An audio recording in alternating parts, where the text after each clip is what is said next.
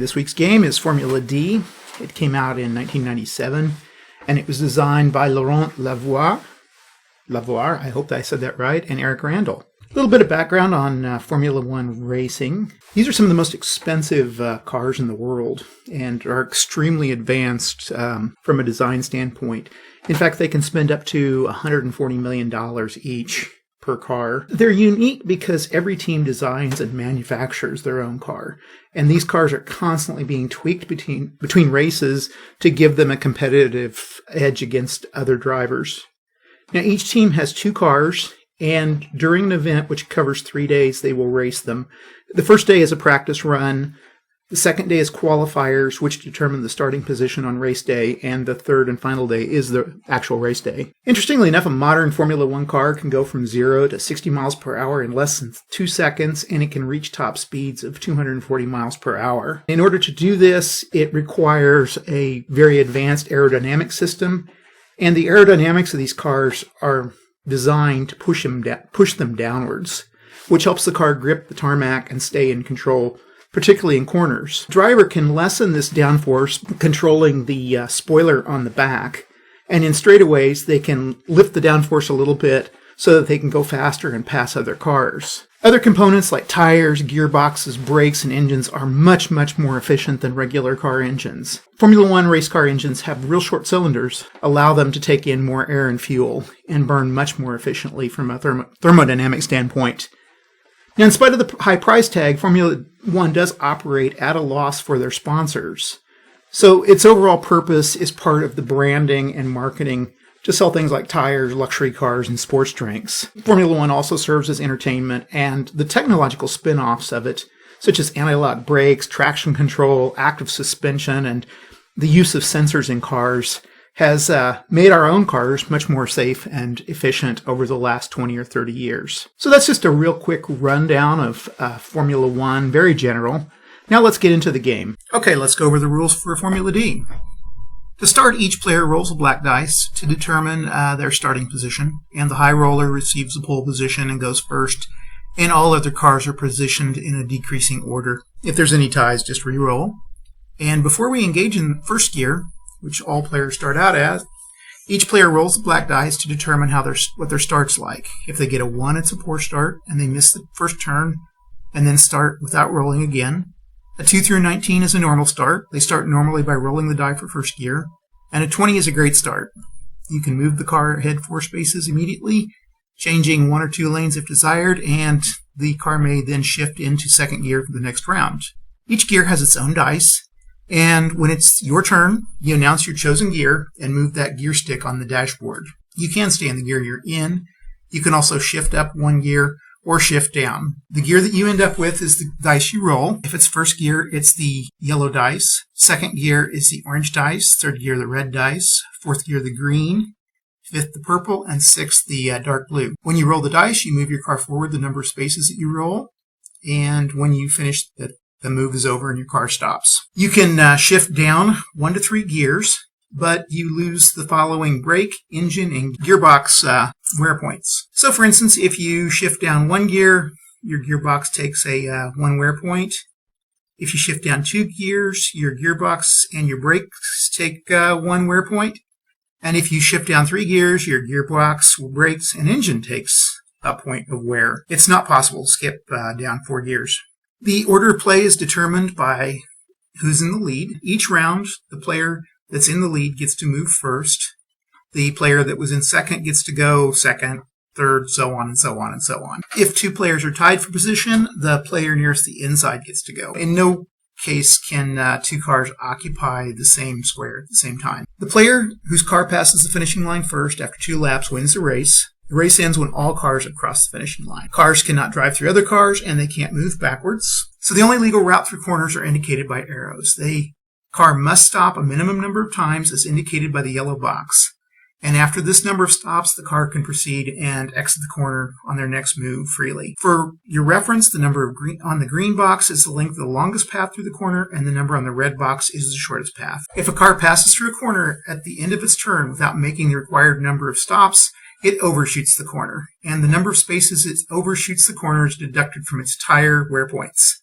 When coming out of a corner, a car must stay in the same lane, and if the move ends in another corner, this stop does not count for the new corner. So they would have to stop again in this new corner. If they're blocked by another car, the player has to brake. And if a car loses its last tire wear point by overshooting, the car is placed in the final space of the move, pointing backwards. The player can then turn around and start in first gear again the next turn. If the car overshoots by more than one space, however, it is eliminated. If a car loses more tire wear points than it has, it's also eliminated. If there's a corner with 2 stops, if the car has made no stops in that corner, they're eliminated. And if it's a corner with 3 stops, if the car's made only 1 stop, it's also eliminated. When you drive through the straights, you have to use the smallest number of spaces possible. And a car may only change 2 lanes per move. You cannot change lanes and then return to the same lane in the same move unless you're overtaking another car. So when braking, a player may use brake wear points at any time to avoid having to advance the full number of spaces. However, you lose 1 brake wear point for each space that you don't advance. If you're blocked by another car, you move forward as far as possible. Then you count how many spaces the car would have moved if it had not been blocked, and you lose the following brake and tire wear points. And I put them on this little table here. If the car does not have enough brake or tire wear points to stop, then they're also eliminated. When a car ends its move on a space next to or behind one or more cars, you roll the black die for each car. If a 1's rolled, the car loses 1 car body wear point, and if the car loses its last car body wear point, it's eliminated. When a player rolls a 20 in 5th gear or a 30 in 6th gear, they have to roll the black dice. If a 1 to 4 is rolled, the corresponding car loses 1 engine wear point. The car loses its last engine wear point. Of course, it's eliminated. Each time a car loses a car body or an engine wear point, or if the car is eliminated, you place a damage marker on the space where the move ended, and this space becomes dangerous. A car passing over or landing on a dangerous space must roll the black die. If a 1 to 4 is rolled, the car loses 1 road handling wear point. Of course, when it loses its last road handling wear point, it's eliminated. You can slipstream in this game. If a car drives behind another car and is moving fast or faster than the car in front, and both cars are in 4th gear or higher, the car may slipstream. The way this works is you have to stop directly behind the other car without braking, and then this adds 3 spaces onto your last move. You can change a lane, overtake the car in front, and return to the original lane. You can also change a lane, move 2 spaces in a straight line, or you can change 2 lanes and move 1 space in a straight line. A car carried into a corner by slipstreaming loses a brake wear point. However, the move is not reduced. You can't brake to take advantage of slipstreaming. At the end of the first lap, a player may make a pit stop. And there's no speed limit in the pit lanes. You just automatically go to your place. As soon as the car enters the pits, it receives all its tire wear points back, and then you roll a black die. On a 1 to 10, you've made a quick stop. You divide that number by 2, rounding up, to find the number of spaces the car may move, leaving the pit, and you leave the pit in 4th gear. If it's 11 to 20, it's a slow stop. You have to remain in the pit until the next round, and then you can move off in 4th or lower gear. So we're going to do a 2-lap race here of Formula D. Now, one thing I kind of didn't talk about was these little cards that come for each player, and these indicate the wear points that the car has. So this is your tires, your brakes. This is kind of a weird design. This little fuel things actually should be your transmission, your engine, your body, and your handling. So that's the only weird one is that fuel thing, which should be maybe a different icon. And you start out with 6 tires, 4 brakes, 3 transmissions, 3 engines, 3 bodies, and 2 handling points. Up here at the top is also your gears, and it shows which dice you use for the gears. So your 4-sided yellow dice here, your 6-sided second gear dice is here, the 8-sided third gear is here, and so on. So when you shift gears, you can do it here, or we can do it on the cars in this Vassal module. Those are the main things we'll be using on this card to keep track of stuff.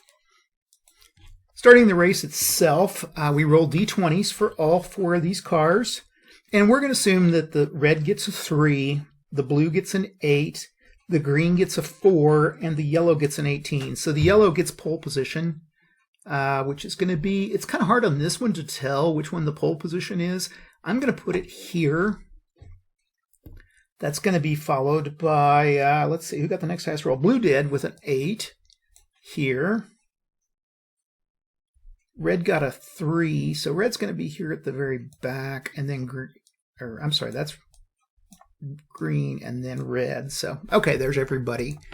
Now we roll to see what their start's going to be like. Everybody starts in first gear, but we see if they can get an advantageous start. Let's see, yellow is first, so yellow gets a 10. They get to do a normal start, and they roll a 2. So 1, 2.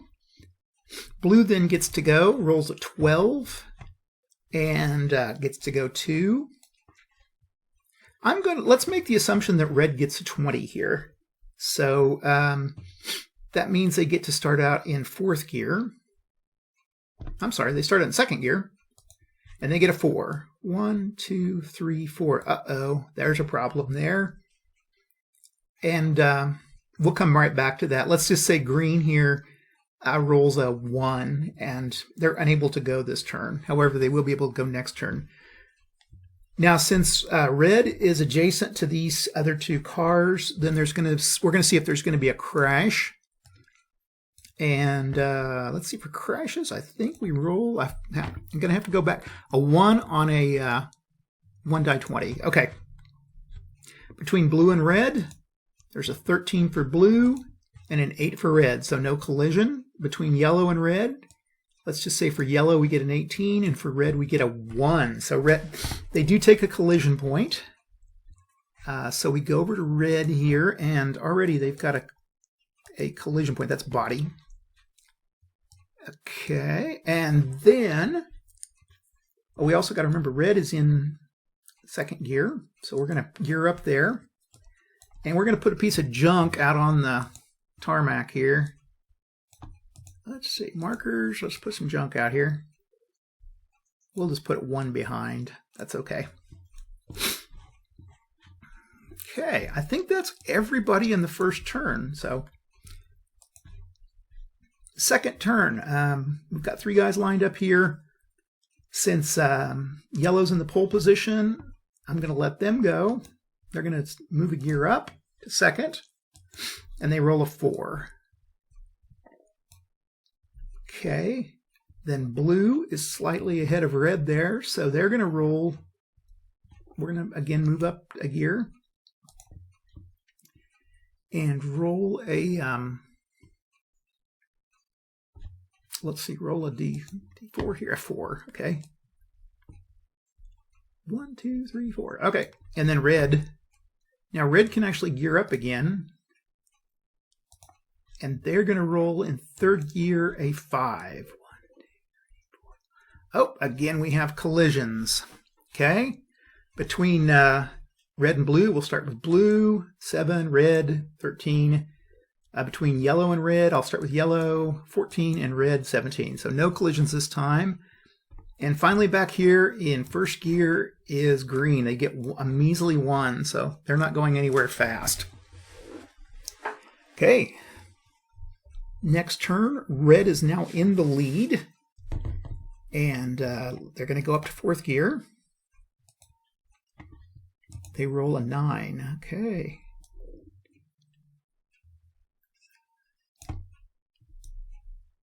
Okay, and then yellow gets to go. Yellow is going to gear up. Oh. The 3rd gear gets a 4. And blue is going to gear up to third gear. It's a 6. I'm probably making a mistake here somewhere, but let's see. Okay, and then 2nd gear, 3. And we need to gear up a little bit. 1, 2, 3 for green. Okay. That's the next turn. Okay, red is still in the lead. Red's going to go to 5th gear. That's going to be this dice here. 20. Okay.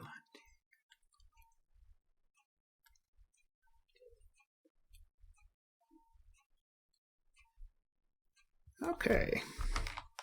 My counting may not be good, but I think you guys are going to get the point. Blue is now going to gear up to 4th gear.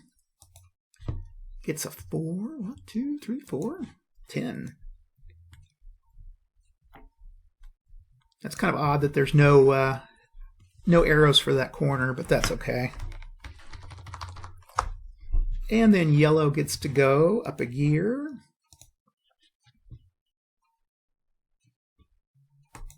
Seven. Okay, and then finally green. Poor green back here gets into third gear. And gets a 6. Okay. Sometimes those slow and steady wins the race on this. Okay, red's in the clear lead, and we got this corner coming up. What should we do? We're in 5th gear. We have a 2 to get through that. I think we will go down a gear. Well, let's go with 5th gear. Let's stay in 5th this one turn. Okay, 12.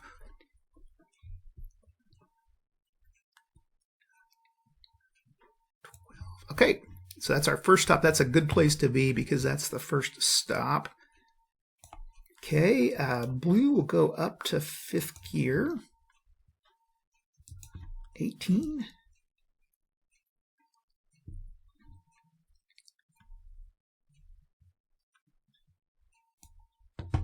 Yellow will go up a gear to 5th gear. 19.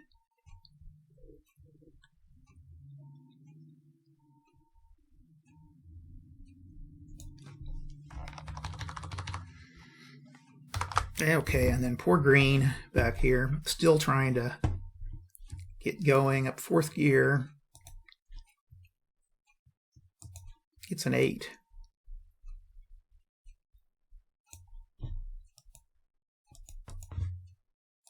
Okay, that takes us to the next turn. We're going to shift down 2 gears with red. And so there's going to be some points taken for that. Double check it here. I always like to double check stuff. Going down 2 gears is going to be 1 gearbox and 1 brake. Okay, so we're in 5th, and we're going to go down 2. And red is going to lose a gearbox and a brake. Okay. In 5th, they're in 3rd gear. 4. Perfect. Okay, that gets us through that beautifully. We can hit the pedal pretty hard next time. I'm going to say blue is going to go shift down a gear. Put X in 4, 2, 3, 4, 12.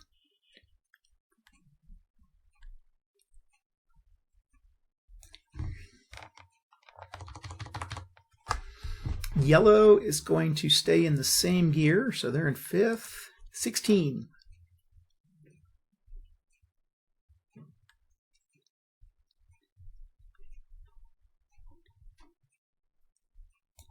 Oh, okay.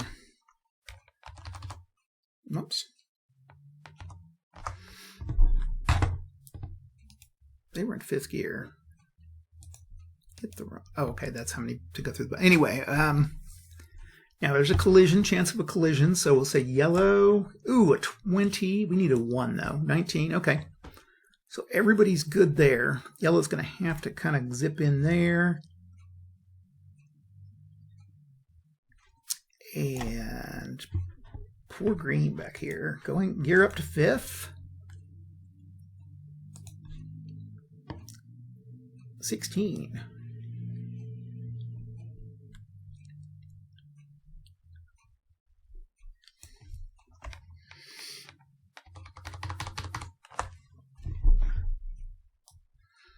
Okay. Red's in the clear. They've done their 2 stops in this turn, so they're fine. Red can go up a gear. And we'll put it in 4th and go 12.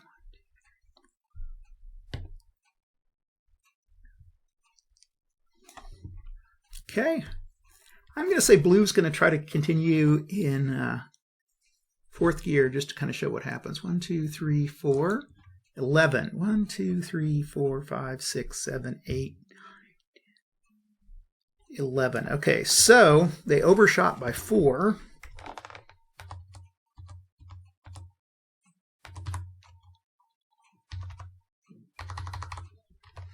And since they overshot by 4 on blue, they are going to take 4 tire damage.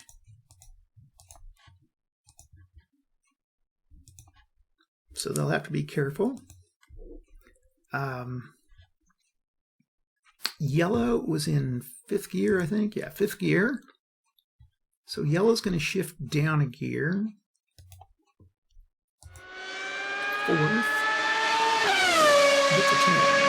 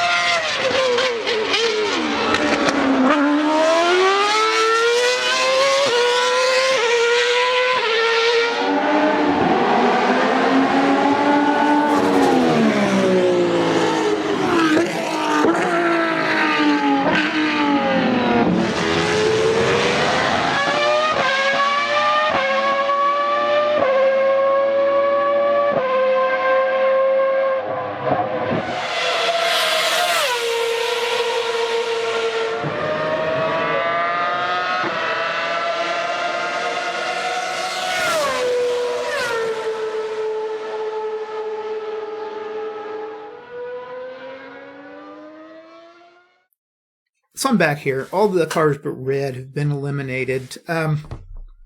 Green ran a couple of 20s on the in 5th gear, and that led to some engine problems, and they finally chunked out right here from their engines dying. The other ones lost their tires back here. Yellow's tires finally used up all their tire because they overshot, and that's what happened, I think, back to blue back there. So basically it left red to go through the game, and I'm just going to go ahead and move red. We could just roll them all, but I'm not going to bore you guys, and I got stuff I got to do. So red could just move on up through these corners, and eventually they're going to cross the finish line over here. So that's Formula D. Now, I kind of like to run the basic game. I work with kids a lot, and they seem to do pretty well with the basic game, which doesn't have some of the funky die rolls that the advanced game does, but either one are pretty simple. It's a good game. I think for racing games, this is probably still one of my favorites. So if you get a chance to play it, get out and give it a try. Anyway, that's all I got this week. Thanks a lot. I sure appreciate it. Appreciate all the nice comments and everything, and everybody liking and subscribing. So thanks again for that, and we'll talk to you next week. Bye.